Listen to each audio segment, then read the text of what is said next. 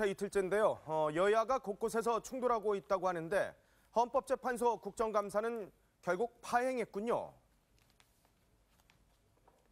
네, 그렇습니다. 이 야3당은 김희수 대행체제 유지는 국회와 국민 무시이고 문재인 대통령이 헌법재판소장 지명을 미루는 건 헌법에 위반된 행위라고 강조했습니다. 이에 민주당은 헌재 재판관 회의로 결정된 것인 만큼 적법하고 청와대에서 소장 임명을 미루겠다는 의견을 낸 적이 없다고 설득했지만 끝내 의사진행 합의에 실패했습니다.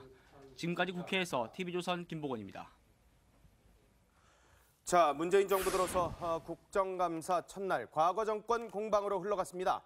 입법부의 행정부 감독이라는 국감의 원래 취지는 사라지고 과거와 현재의 고래 싸움에 피감기관만 새우등이 터진다는 지적까지 나올 정도인데 벌써 파행 조짐을 보이는 곳이 있어요. 현재 상황이 어떻습니까? 네, 일단 오늘 국회에서는요, 방송통신위원회와 통일부, 경찰청 등을 상대로 이제 이틀째 국정감사를 진행하고 있는데요. 네. 자, 일단 방통위 국감에서는 지금 더불어민주당은 보수 정권의 방송 장악 의혹을 따져 묻고 있고요. 네. 또 자유한국당은 현 정부의 방송 장악 의혹을 추궁하면서 이제 맞붙을 것으로 좀 보이고 있습니다. 예. 자, 통일부 국감에서는요, 현 정부 대북 정책을 놓고 이제 공방이 예상되는데, 네. 지금 가장 심각한 것이 이제 현재 국정감사입니다. 뭐 정식으로 시작하기도 전에 서로 좀 고성이 오가고 있는데요. 예. 이제 문제는 그렇습니다. 김희수 헌재 소장 권한대행 체제에 반발하는 야당 법사위원들이 국감 보이콧 의사를 표명하면서 시작부터 이제 파행 조짐을 보였습니다. 예. 자, 김희수 권한대행이 업무 보고를 하려고 하자 야당 의원들이 김 권한대행 체제의 적절성을 문제 삼은 거예요. 그러니까 예. 국회에서 인준해주지 않았는데 그렇죠. 어떻게 이게 국감에 나올 수 있냐. 국감 자체를 거부하겠다는 의사를 밝혔는데요.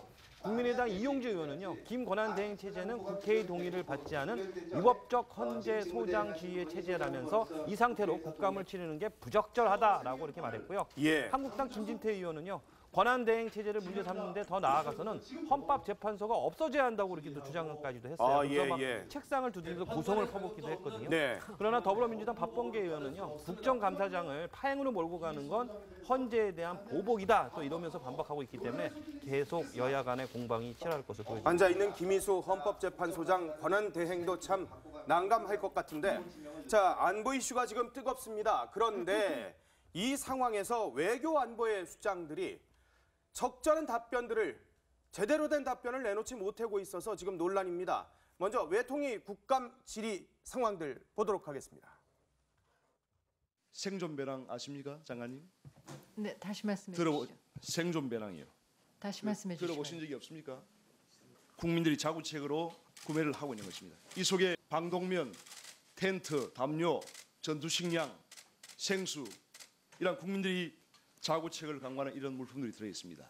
전술핵과 전략핵이 어떻게 다른지를 좀 설명을 좀 해주십시오. 전술핵이라고 하면은 당장의 그런 어떤 전시 상황에서 사용하는 그러한 무기고요.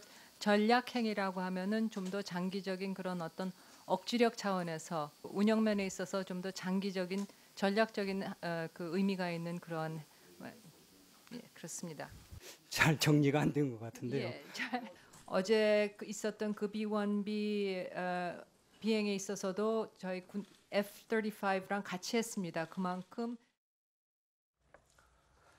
예. 영어 발음은 굉장히 인상 깊습니다만은 네.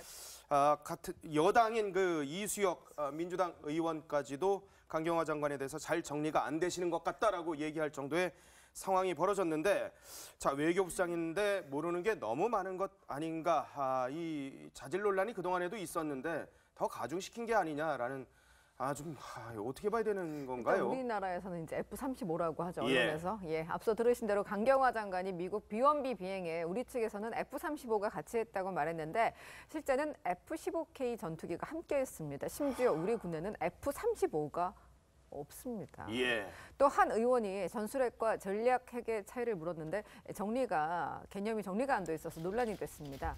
전략핵은 이제 협박용으로 이제 배치를 해놓는 건데 예. 강 장관은 전술 전략, 그러니까 단기, 장기 개념에 대입해서 그냥 임기응변식으로 답변을 한 것으로 보여요. 아, 예. 트럼프 대통령이 또 키신저 전 국무장관을 만난 것도 기사를 보고 알았다고 했고요. 트럼프와 시진핑의 최측근이 만난 것도 아직 보고받지 못했다고 했습니다. 강 장관이 외교 사안에 대해서 이제 제대로 모르고 있는 모습이 자꾸 보이니까 예. 의원들이 당신 외교장관 역할 전혀 모르고 있다 이런 질타를 쏟아냈어요. 예, 예. 그러니까 강 장관이 잘 알고 있습니다라고 항변을 했어요. 예. 다만 우리 현재 직원들이 파악 후에 보고를 하는데 아직 보고를 안 받았을 뿐이다라고 이제 설명을 했습니다.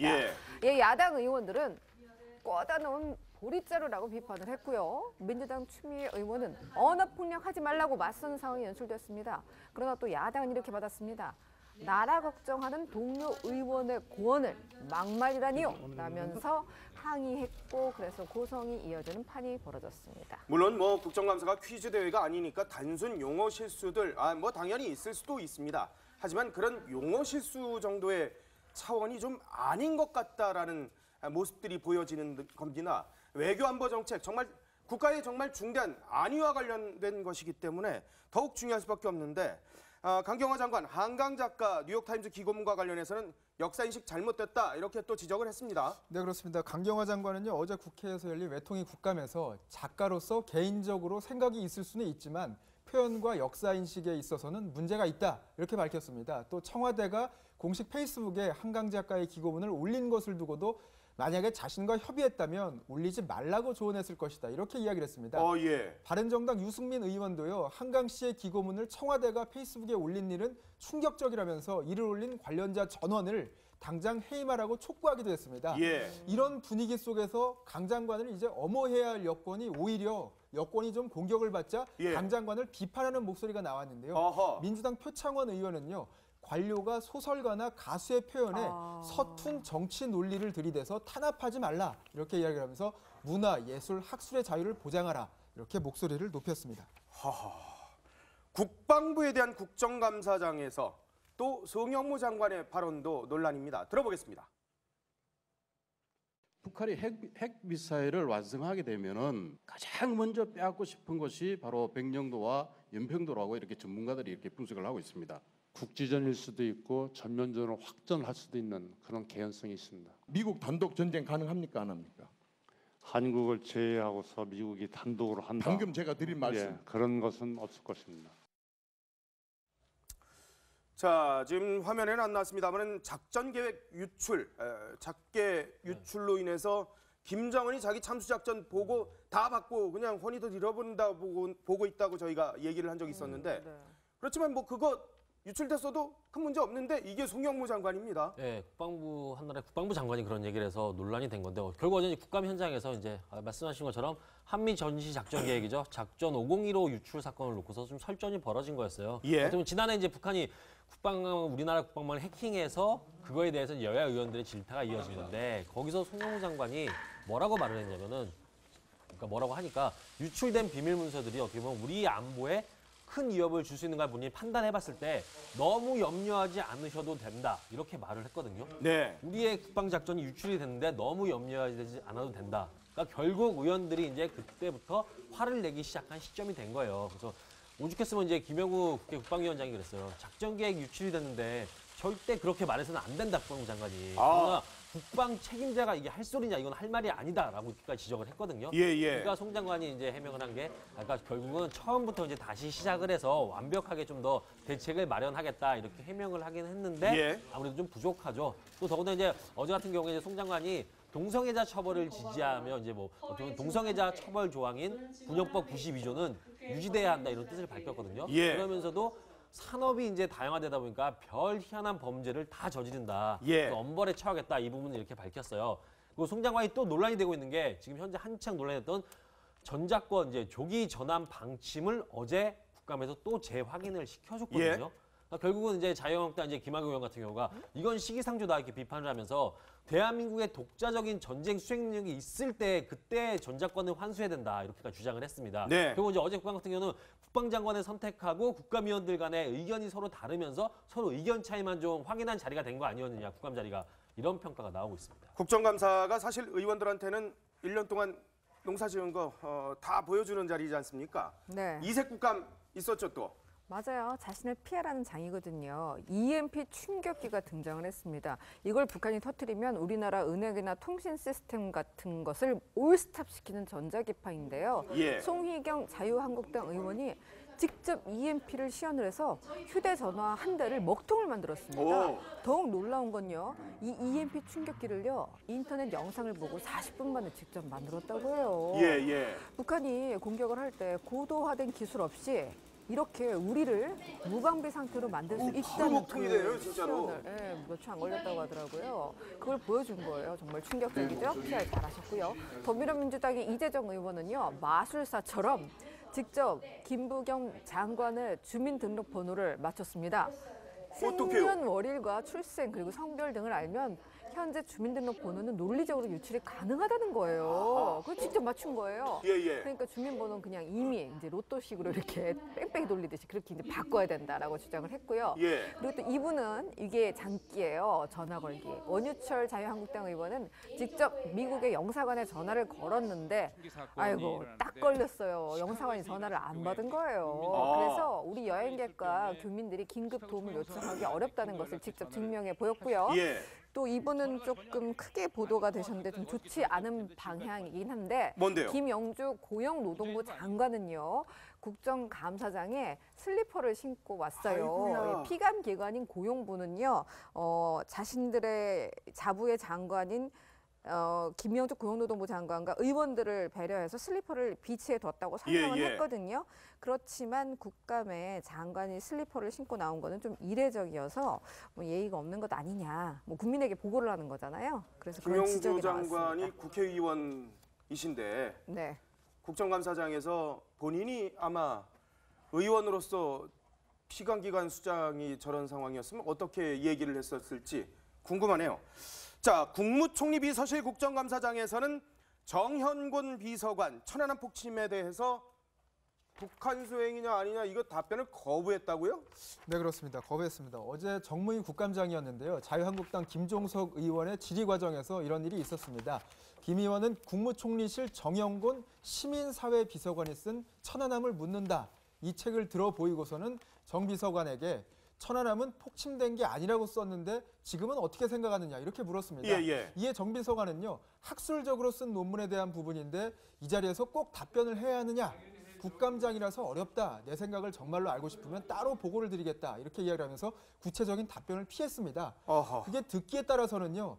내 청문회 자리도 아니지 않느냐 이런 뉘앙스로도 들릴 수도 있을 법한데요. 예. 정 비서관은 천안함 폭침 사건에 대한 의혹을 제기하면서 재검증을 요구하는 내용의 책을 공동 저술했습니다. 지난 2013년에는 공개적으로 수중폭발 시뮬레이션 실험을 통한 재검증을 요구하기도 했습니다. 정 비서관이 답변을 꺼리자 김 의원은요. 시민사회 비서관의 가장 중요한 업무가 시민사회 단체와의 협조와 지원에 관한 사항이라면서 비서관 임명 자체를 문제 삼았는데요. 이에 대해서 민주당 이하경 의원은요. 국정을 감사하는 자리인데 개인적 사상과 신념을 조목조목 따지는 형식이 국민이 보기에는 납득이 안 될 수도 있다. 이렇게 정 비서관을 엄호하기도 했습니다. 그런데 이 정현곤 비서관 과거 전력이 사실 논란이지 않습니까? 그렇죠. 일단 그 김종석 의원에 따르면요. 정 비서관은 1987년이죠. 건국대 점거 농성 사건을 주도해서 국가보안법 위반 혐의로 2년 2개월간 복역을 했습니다. 이후 또 1997년에는요. 이적단체 간부를 지내다가 또다시 국보법 위반 혐의로 복역을 했습니다. 2001년과 2003년엔 두 차례에 걸쳐 방북을 했고요. 또 제주 해군기지 건설 반대, 또 밀양 송전탑 공사 반대 등의 활동도 했습니다. 자, 총리실이 정 비서관을 임명하면서 이례적으로 언론에 발표하지 않은 점도 논란이 되고 있는데요. 정 비서관의 어떤 과거 이력이 논란이 될 것을 의식해서 고의적으로 임명 사실을 감춘 것 아니냐라는 의혹이 나오고 있고요. 정우택 자유한국당 원내대표는요. 정영곤 국무총리실 시민사회 비서관에 대해서 즉각 사퇴하거나 경질해야 한다고 주장을 했고요. 천안함 폭침을 부정한 정 비서관을 임명한 것은 반국가적인 인사행위다라고까지도 얘기를 했습니다. 문재인 대통령도 천안함 이 폭침 그 현장에 가셔서 북한의 수행임을 거듭거듭 강조를 몇 번 하셨던 부분인데 국무총리실에 있는 비서관이 국정감사장에서 이 답변을 회피했다.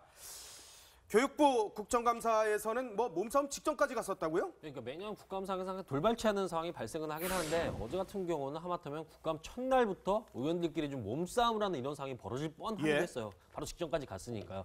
어제 교육부 가면서 이제 2015년 당시에 이제 박근혜 정부의 역사 교과서 국정화 이제 의견 수렴 때 접수된 찬반 의견서가 있거든요. 그 당시 많았잖아요. 논란이 있었는데 그걸 이제 열람 허용을 두고서 여야 간에 일단 공방이 거듭이 됐어요. 시작이 됐어요. 염동열 자유한국당 의원 등이 의견서가 당시 한 30여만 장 정도 되는데 이거를 교육부로부터 지금 제출을 받거나 아니면 의원들이 직접 열람할 수 있게 해달라 이렇게 요구를 했어요. 전날 이제 역사교과서 국정화 진상조사위원회가 당시 정부기관이 개입해 결국은 찬성 여론을 조작한 정황이 있다 이러면서 교육부에 이제 수사 의뢰를 요청한 거였는데 그거에 대해서 현재 이제 야당이 당시 여당이었던 야당이 대응을 한 거죠.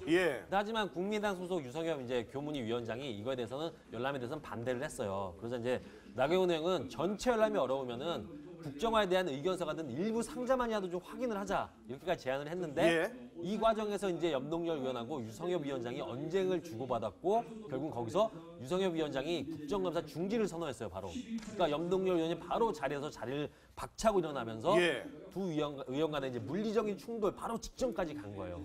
결국 유성엽 위원장이 회의장 밖으로 나가면서 몸싸움은 피할 수 있었는데 유성엽 위원장이 자정까지 안 돌아오면서 결국 교문위 교육부 국정감사는 자동으로 파행이 됐어요. 결국 이제 공방을 계속 주고받다가 그렇게 이어지다 보니까 오늘 이제 문체부에 대한 국정감사도 있었는데 이 역시 한 90분 정도 늦게 시작을 해서 뒤늦게 개회가 되는 계속 파행은 막았지만 점점 지연되는 이런 상황이 벌어지고 있습니다.